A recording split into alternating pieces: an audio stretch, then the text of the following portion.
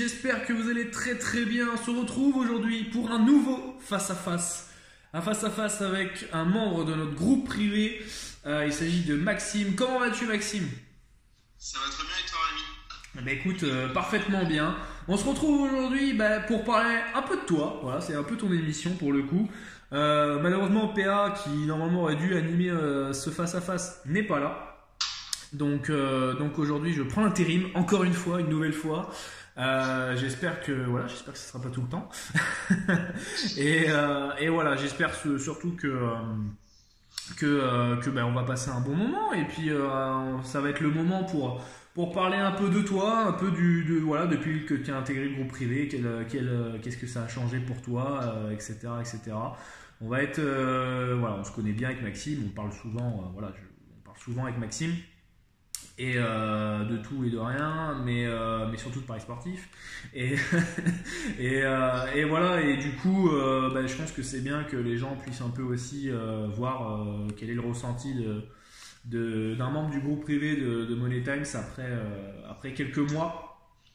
Écoute, je vais te demander un petit peu de te présenter personnellement. Et puis ensuite, on verra un petit peu plus dans le détail tout ce qui est la partie paris sportif. Allez, à toi, Maxime. D'accord. Alors, moi c'est Maxime, j'ai 19 ans, je vais sur mes 20 ans. Okay. Ça doit faire 3 ou 4 ans que je parie. J'ai commencé avant 18 ans. Au tabac. Au tabac, c'est ça, avec des amis au lycée à faire n'importe quoi, on va être honnête. Ouais, je parie surtout sur le football. On a tous commencé par là. Hein. Oui, c'est clair. Puis j'ai commencé, ça doit faire 2 ans que je me suis inscrit sur mon premier book. Mm-hmm. J'ai été que en Argel et sur un seul book. Ouais. Qui était d'ailleurs pas le meilleur, j'étais sur The Bet. Effectivement. Bon. Puis tout comme c'est, tous les paris qui sont suivis m'ont fait découvrir Benoît Tralenton sur YouTube. Ouais. Et du coup, suite à ces émissions, ces conseils, je me suis plus réorienté sur quelque chose qui était plus viable sur le long terme. Parce que j'analysais mes propres paris, c'était assez rapide. Et, le favori, les cotes alléchantes, les choses de ce style. Ouais. Et au final, je me suis plus en plus orienté vers des tipsters plus pro que les gens sur Snap, des trucs comme ça. Ouais. Afin d'y tirer quelque chose à la fin du mois, quoi. Toi, tu as suivi ce qu'on peut appeler des Snapchatters, des joueurs des gens qui proposent des paris sur Snapchat ou toute autre plateforme, mais sans réellement avoir une entreprise derrière ou un numéro de siret, un site internet, quoi que ce soit. Effectivement, je me suis fait avoir plusieurs fois. J'en ai suivi quelques temps, puis tu remarques vite que quand ça gagne, ça parle beaucoup, mais quand ça perd, il n'y a personne. Ouais. Effectivement, ils se font énormément de fric, mais c'est sur les ventes de VIP, quoi. Ouais, puis le dos des gens aussi, non? Ouais, mais oui, c'est pas avec leur pari. À la limite, ils peuvent parier 1000 euros quand ils en rapportent beaucoup plus à vendre leurs formations qui sont soi-disant miracles. D'accord, ok. Bon, déjà, c'est bien. Il y en a qui proposent pas du tout de formation. Hein, donc... Oui. Et donc, toi, t'as banni un peu tout ça, ouais, du coup? Totalement. J'ai arrêté totalement. Ensuite, là, dernièrement, j'ai changé de stratégie. Okay. Je faisais en même temps du PLT et du pari court terme. Ouais. Mais je faisais beaucoup plus de paris court terme et au final, je remarquais qu'à la fin de l'année, mes PLT, soit ils couvraient mes pertes, soit surtout ils étaient la majeure partie de mes bénéfices, quoi. D'accord. Et du coup, cette année, ce que je fais, c'est majoritairement du PLT et du PCT, mais que sur des paris niches. Des marchés de niche, d'accord. Des marchés de niche. Ok. Ah, c'est intéressant. C'est bien, c'est bien parce qu'au moins tu as pu voir où étaient tes erreurs, peut-être où étaient tes défauts. T'as décelé qu'il y avait potentiellement plus de value bet sur des marchés de niche, et ce qui est vrai de toute façon. Et tu es peut-être, toi tu es dans un profil davantage d'investisseur dans ce que tu me dis là. Voilà. C'est ça, je cherche pas spécialement à me former dans un sport, enfin à parier sur un sport. Et à passer du temps à analyser et tout ça, parce que là je suis étudiant, je préfère mettre mon temps pour l'instant dans mes études, bien sûr, dans mon travail, parce que je pense que genre les paris sportifs, ça peut faire rapporter de l'argent sans forcément y passer un temps astronomique, en suivant des bons tipsters, en gérant sa bankroll. Ouais. Et voilà, moi je vise plus le long terme que le court terme. Mais c'est bien, c'est intelligent de ta part déjà d'avoir déjà réfléchi à ça à cet âge-là, à 19 ans, je le rappelle. Déjà bien que tu aies pu te poser et réfléchir à tout ça, voir déjà tes erreurs et tout. Il y en a, ça fait des années qui sont déjà dans les paris et qui savent, qui n'ont pas réfléchi forcément sur l'idée. Donc déjà c'est bien que toi t'aies pu te poser, t'aies pu réfléchir à tout ça et te dire bon ben voilà, je suis peut-être pas dans la meilleure des stratégies. Il n'y a pas de bonne ou de mauvaise stratégie, mais des fois il suffit juste qu'on soit dans sa zone de confort et qu'on se dise bon bah là on reprend le bilan de l'année et puis on se dit bon bah sur tel sport je suis pas bon, là tel tipster il est pas bon donc ouais, je vais l'enlever de ma liste de tipsters et puis voilà, et puis plus ça va avec le temps et plus on affine les choses et à un donné ça paye quoi forcément donc c'est exactement ça. Donc voilà. Quelques sports, il y en a où j'ai réduit les mises. D'autres auxquels je ne joue plus du tout parce que je trouve ça trop compliqué. Alors, par exemple, toi qui es expert en tennis, je dois t'avouer que moi le tennis je ne le prends plus. Ouais.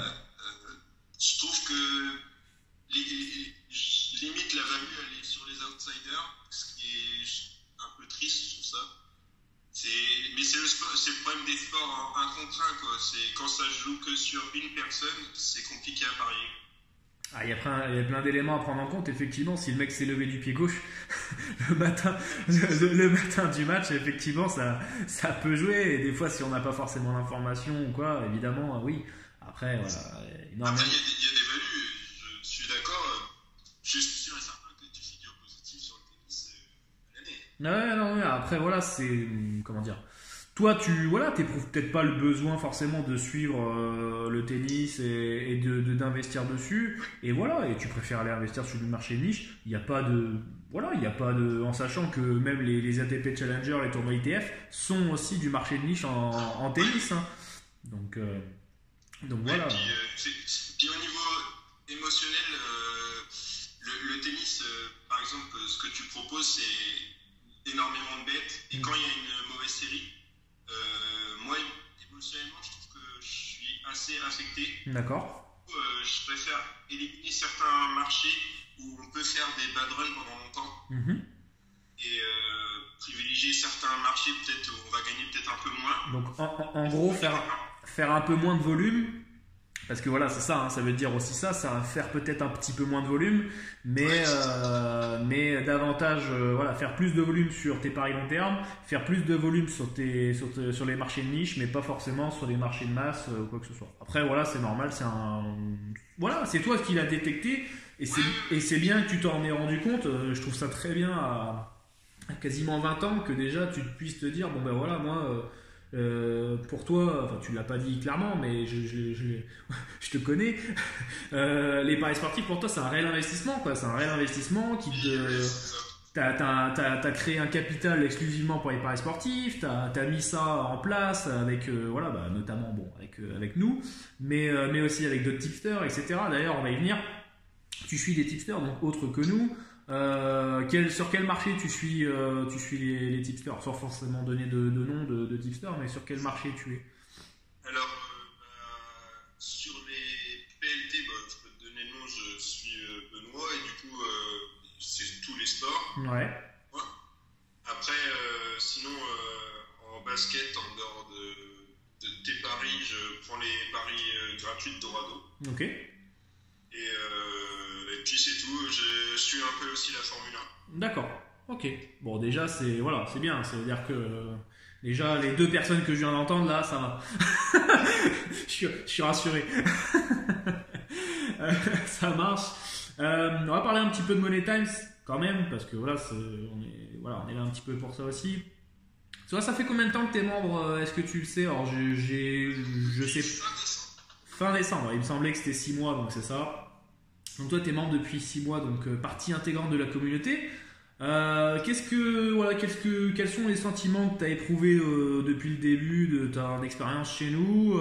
Quelle a été là ou les différences que tu as pu rencontrer, voir, analyser depuis ton arrivée chez nous? Voilà, j'aimerais bien avoir un petit peu ton retour sur l'expérience de ça.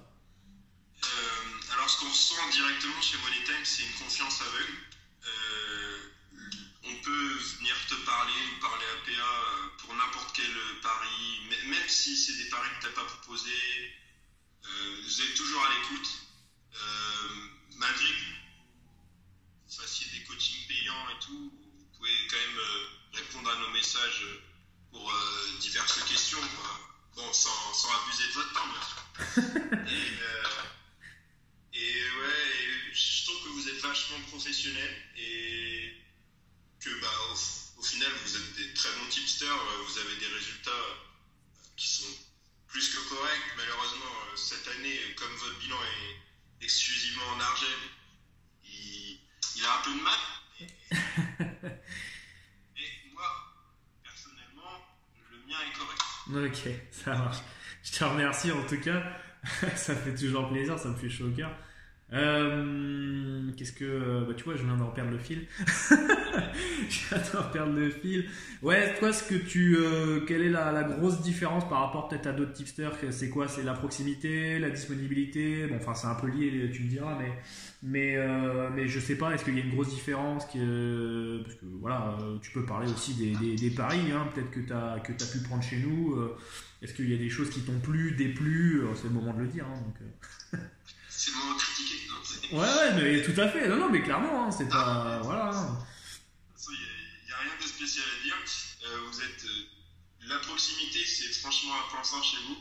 Le fait que vous mettiez en avant, que vous parlez des autres tipsters et tout, quand vous estimez qu'ils sont très bons, ou moins bons. Mm-hmm. Et le fait que vous n'essayez pas en fait de faire ça de façon commerciale, on ressent bien que c'est des paris qu'en fait que vous jouez et que du coup au final vous faites pas n'importe quoi, comme vous jouez aussi avec votre argent, quoi. Bah, bien sûr, les paris que je propose, que PA ou moi proposons, c'est les paris qu'on joue. Donc effectivement, si tu disais tout à l'heure que tu étais impacté par les résultats mentalement, psychologiquement, effectivement c'est sûr que quand tu fais un bad run ou un good run de 10, 20, 30 bêtes, et que effectivement tu vas être impacté, automatiquement tu vas être impacté, mais moi ce que j'essaie de vous apporter au quotidien, c'est les faits que toujours garder la tête froide, que vous soyez en bad run, que vous soyez en good run, toujours garder la tête froide et toujours rester dans sa stratégie que vous avez fixée, parce que c'est ça le plus important, oui, en fait. C'est exactement ça. Si vous restez dans cette stratégie-là, vous ferez pas de bêtises, vous emballerez pas, et c'est que comme ça que vous pouvez gagner de l'argent sur le long terme. Je parle sur le long terme, parce que gagner de l'argent avec les sportifs, c'est possible. Sur un one shot, c'est possible, mais sur du long terme, je parle long terme, c'est du 5 ans, 10 ans, 20 ans, 50 ans. Il faut une stratégie, il faut fixer ses objectifs. Et voilà, toi, tu as su le faire. On le fait un peu ensemble aussi, où voilà, il y a des petits réajustements et tout. Et voilà. Je pense que c'est ça que tu voulais. Je précise un peu ton propos. Oui, c'est exactement ça. Comme je l'ai toujours dit, moi je cherche pas avec les paris sportifs à parier pour m'amuser. Je regarde les matchs de façon à être passionné, à regarder les équipes, notamment le foot, le tennis, la Formule 1, c'est des sports que j'adore regarder. Ouais. Mais pour ce qui est de parier, je préfère déjà ne pas prendre mes propres analyses parce que je ne suis pas expert.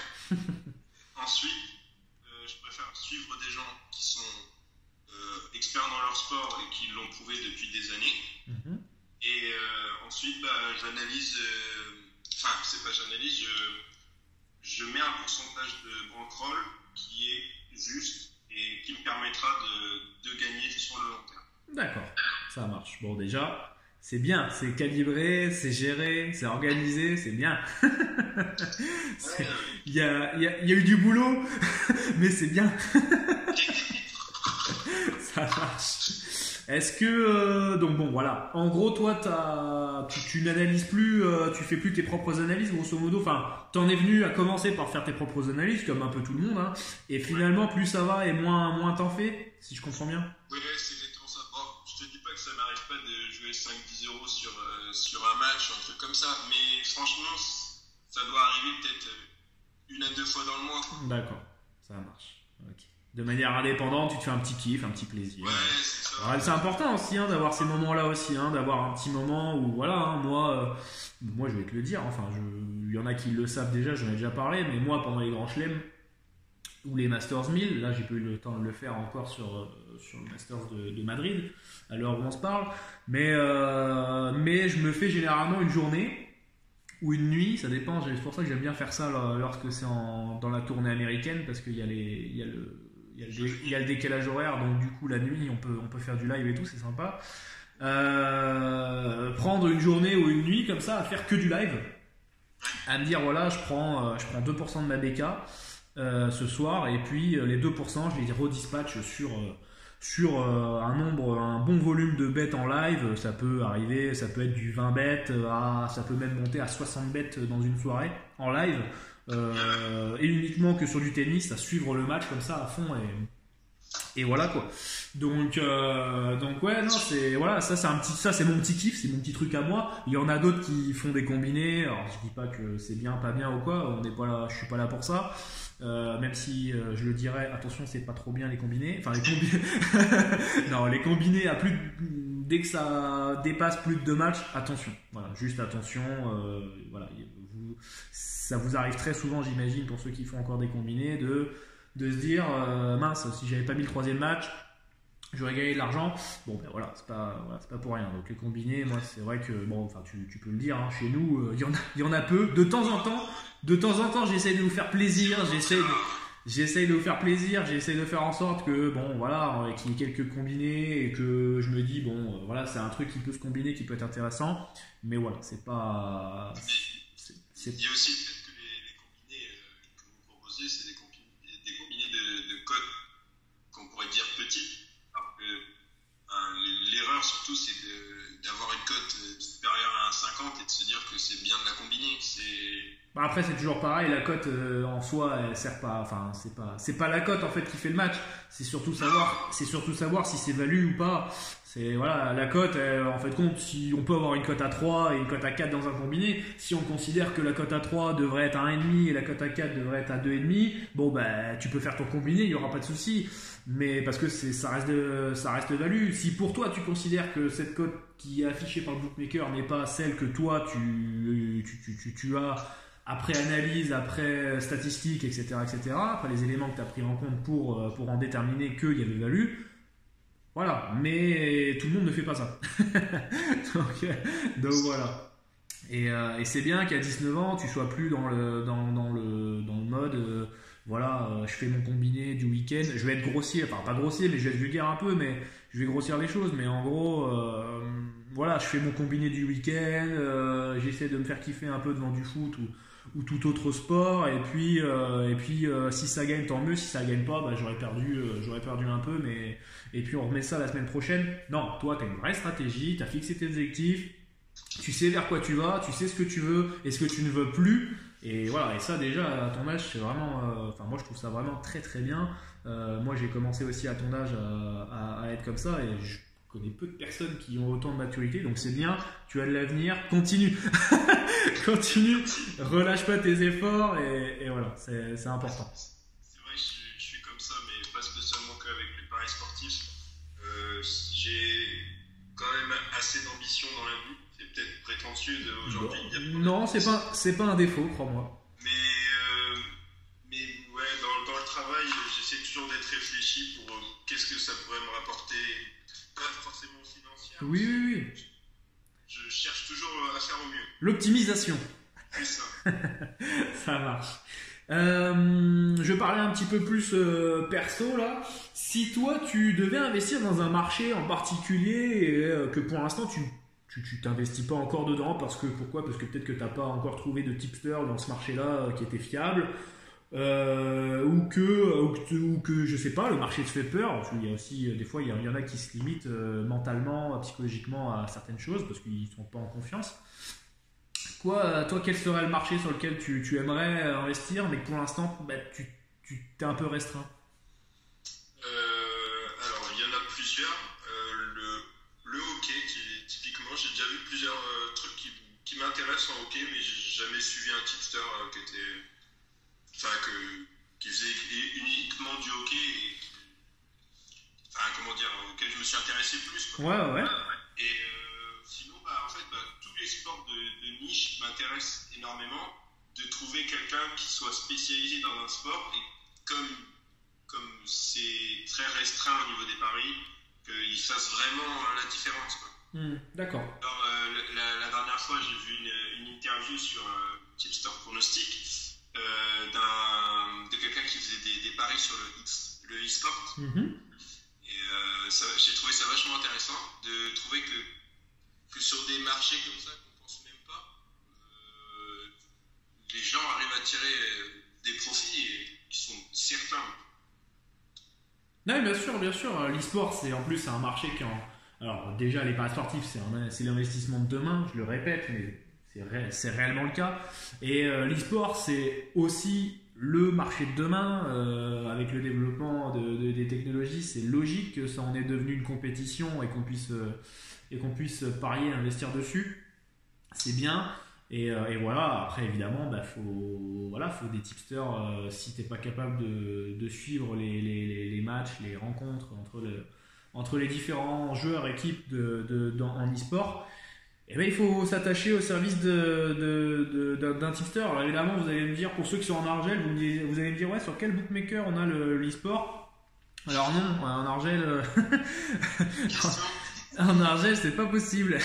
Donc voilà, c'est du hors Argel, c'est histoire. Et de toute façon, voilà, si vous voulez être en hors Argel, vous n'hésitez pas, vous me le dites en commentaire ou en message privé, vous venez me voir sur la page Facebook ou quoi qui est en description de vidéo, vous nous envoyez un message, vous nous dites, parce que voilà, Maxime vous le dit pas et vous le dira pas, mais depuis qu'il est passé en hors Argel, ça lui a changé la vie.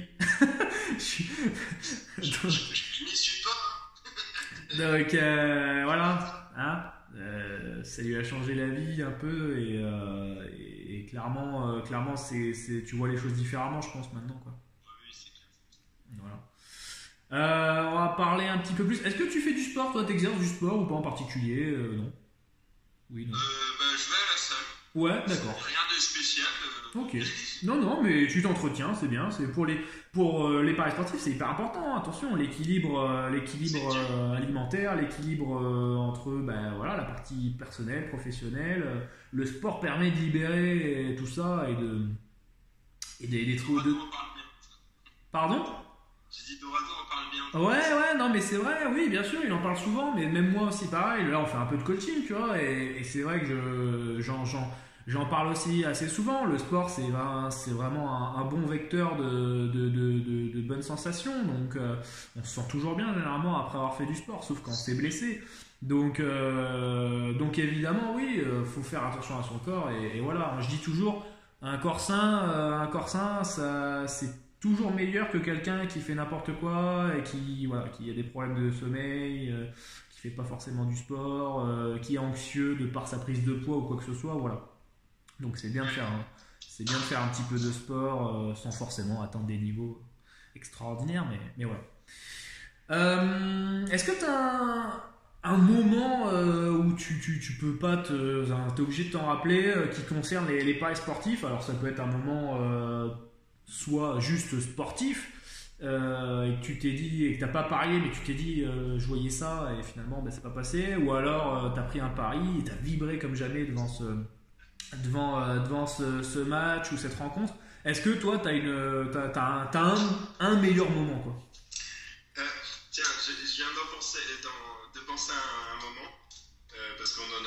fait avant l'émission. Ouais. Et tu m'as dit, ouais, si c'est la Coupe du Monde, c'est pas vraiment drôle. Ouais.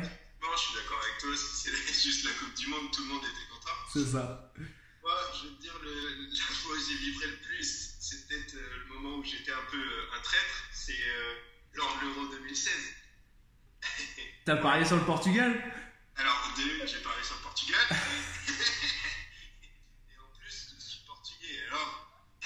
Ouais, donc on va dire que bon, t'as été un moitié traite, quoi. Voilà. Ouais, je suis franco-portugais. Voilà, donc déjà, bon, on va dire que les racines ont été présentes, donc bon. C'est ça. T'étais tiraillé un peu entre la France et le Portugal, donc tu t'es dit, bon. Je peux dire que je suis de la nation championne d'Europe et championne du monde.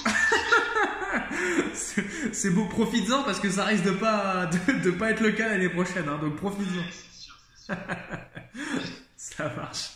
Est-ce que toi t'as une grosse cote ou pas qui te vient en tête là, que t'as validé, un coup de poker, un truc que t'as tenté, que tu t'es dit vas-y je porte mes et je tente le coup.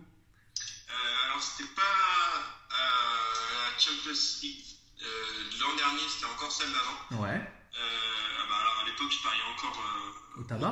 Ouais. Alors j'avais fait un combiné de 3 ou 4 matchs. Non, il me semble 3 matchs. Mm-hmm. Et pour te dire, à l'époque, du coup, je pariais que en tabac. Et à cette époque-là, j'étais au Portugal. D'accord. Et du coup, j'ai demandé à un ami d'aller parier pour moi. Et je sais plus, j'avais parié 10-20 euros et j'en avais gagné une centaine. Alors, c'était sûr, c'était un moment d'extrême joie. Ouais. Bon, malheureusement, comme à l'époque, je suivais personne et que je faisais mes propres analyses, Ouais. je pense que le FDJ me les a récupérés. Ouais, malheureusement, c'est probable. Mais au moins, bon, voilà, t'as passé une grosse cote, quoi. C'est sûr, c'est ça. Ça marche. Écoute, on va finir là-dessus. On va finir sur un petit interview, un petit peu décalé, comme on a l'habitude de faire dans ce face-à-face. T'es prêt à répondre à toutes les questions? Ouais. Allez, c'est parti. Alors, plus étudiant ou année sabbatique? Année sabbatique. Oh, on voit le flemmard. Ça marche. Dans le même thème un peu, voyage ou thalasso? Voyage. Voyage, ok. Donc l'année sabbatique sert à faire des voyages du coup. C'est ça. Ok, ça marche. PLT ou combiné? PLT. Ok. Investissement ou adrénaline? Investissement. Ok, bon ça va, c'est lié avec ce que tu viens de dire juste avant, c'est pas contradictoire, c'est bien. Et là ça va être un petit peu plus tranquille. Rugby ou tennis? À regarder ou à parier? Ah, c'est pas mal, bien trouvé, bien trouvé, bien trouvé. C'est un élément de réponse, ça me va.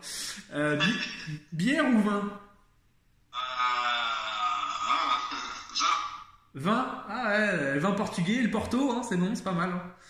C'est sympa l'été. le vin cuit, c'est ça. Hein. Ah non, 20 cuit, non. Rémi ou PA? C'est triste pour PA, mais en fait, je parle surtout avec toi, Rémi. Ça va, non, mais va pas y avoir de guerre derrière. Parce qu'on communique plus, quoi. Ça marche.